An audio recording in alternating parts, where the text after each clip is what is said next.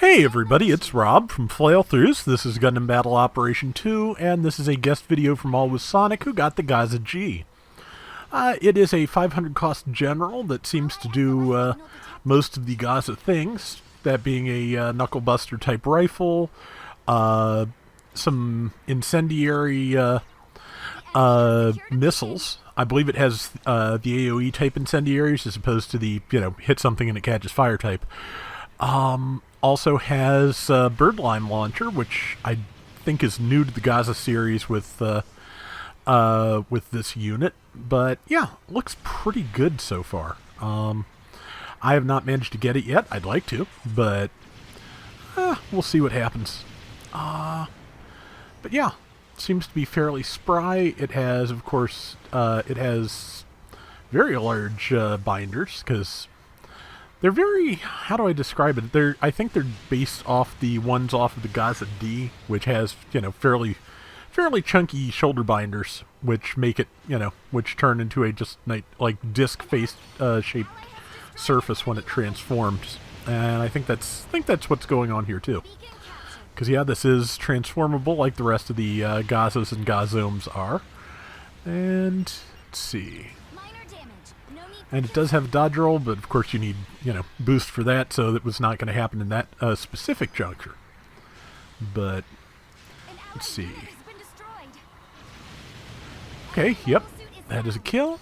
And, now pardon me if I'm a little sluggish for this video and the next few. I did go get my various boosters for the fall today, and I'm just starting to feel a little bit slow around the edges, so usually when I'm foolish enough to get the COVID shot and the flu shot together, I, end up feeling slightly like I've been hit by a brick within the next 24 hours. So just, that's kind of where I'm at. Something, for a second it looked like something was flying over this way, but no, it decided to turn around. As you just saw, it also this also has the air boost skill. Not all transformable suits have that, but most of them do. So, and air dashing is a very useful skill. And let's see that. Yeah, and I'm happy it has an EPAC based knuckle buster, because I tend to be a little bit better with those than the heat based ones. I overheat the heat based ones very, very frequently. Of course, the trade-off for that is that the Gaza-C's just hits like a truck. But sometimes, you can hit like a compact car and you may be better off. See, good neutral swing there. It has double beam sabers, so it seems like it has the fairly wide downswing in the same vein as the Tristan. So it's, it's one of those that can be very good and watch out for your team kind of things. Let's see. Yep, a little bit low on health. And here's an Isaac, which is about to die. Nice. Yeah, same downswing animation as the Tristan and the Qubelay, I'm pretty sure. Let's see. Okay, somebody else, I think, finished that one off, but looks like somebody went to bomb the enemy base, which might be trouble until they get back, because yeah, it does. Man, good dodge. I really expect that person to take Sonic out. Ooh, good downswing damage too. From what I saw of the stats, which I'm going to try to remember to include at the end of the video, Sonic does have, or it does have, because Sonic has them at the beginning of the file he sent me. It does have a higher melee mod than a ranged mod. They do that sometimes, where they keep the ranged mod low and put most of the power in the actual weapon itself. So I think that's basically so it's, I want to say harder to upgrade, just because most of the time when that happens there aren't a lot of slots for ranged mod up parts. So it's it's just a way of keeping things from getting too out of control in terms of upgrades. But that's okay. I mean, also just, it has a fair number of top slots, as I recall, so if you want to lean into that melee power, you absolutely can. Of course, that's gonna, as always, that's gonna cost you like boost and defense and things like that. But from what we saw of that downswing, it might be worth it. It has a stunning beam gun. It has a birdlime launcher. You can, stun lock somebody and make your way in if you really want to. Right now, Sonic is making good use of the ranged weapons. Tagged it with the birdlime, keeping it in place until his missiles are ready. And now it's on fire, so that's good. And it is coming over to try and fight him. Looks like he got caught, I think, on the building a little bit and didn't have the forward momentum with the downswing. Also, just momentum can be hard to manage with hovering suits and their melee, as I've mentioned many times. But yeah, good kill against the Vosky. Okay, can use its Vulcans in mobile armor mode. That's pretty nice. 2 minutes left.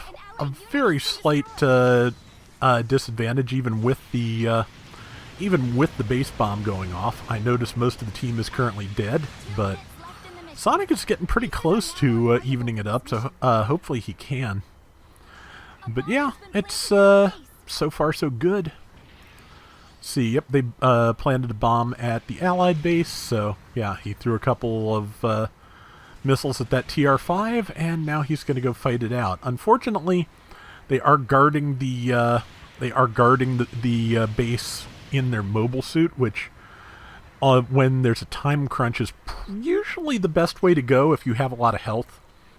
Just because, yeah, you can keep people busy for a very long time, just fighting them around their base, which looks like what is going on at the moment. With 2 people here, Sonic might be able to sneak in, but oh, there's actually 2 enemies here. Yeah, so unfortunately, I'm pretty sure that bomb is going off because they are doing a good job of defending it here. And yeah, he would have needed at least one more teammate to pull this off, unfortunately. And you need at least 10 seconds to defuse a bomb, so yeah. So now they are down by 3,000 points, and with 40-some seconds to go, and half the team dead, and I'm not seeing it, unfortunately. Sonic's doing fine. It's just one of those things. Just sometimes the team just does not get coordinated, and it just doesn't work. But that is the nature of the beast. And let's see. Yep, good time to pull back, and because not everybody was coordinated there at the end, the enemy team was able to pick off a couple of the lower health people on Sonic's team, so they're just widening their lead. Okay, got a last second kill, so they managed to take some back, and then there's that. So, yeah, it happens. Playing well in bad rounds, bad rounds for the team happens. So, but I appreciate the demonstration of what this does. And let's take a look at the final stats. Yep, Sonic top score. He got almost 40% of the team's entire score, 3870 out of 10,000, 6 kills and 1 death, and 114,000 damage. So yeah, just sometimes you do great and the team just doesn't get it together. It happens, but that is going to do it for today's Gundam Battle Operation 2. We'll be back soon with more. Till next time, everybody take care and have fun. Later.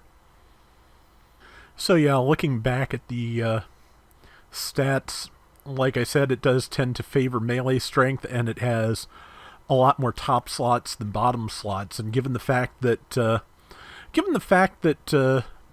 level 5 melee mod part takes far fewer slots than the level 5 ranged mod part, you could build this for melee much more easily than you could range. So if you really want to lean into that downswing, it has stun lock tools and a really good downswing. So if you're good with melee hover suits, you may have a really good one here. Also, wow, I didn't realize it had glide structure level 4, which I'm not even sure what... that slows your falling, so I'm not quite sure, by how much. Also has flight control 3, which is, I think that may be the highest level available at the moment. Which, yeah. So it's got good and good and robust skills here, and also has fall prevention system, so which is basically the similar to the defense that raids get from assault booster in the middle of a jump or a fall. So yeah, definitely a good skill set here.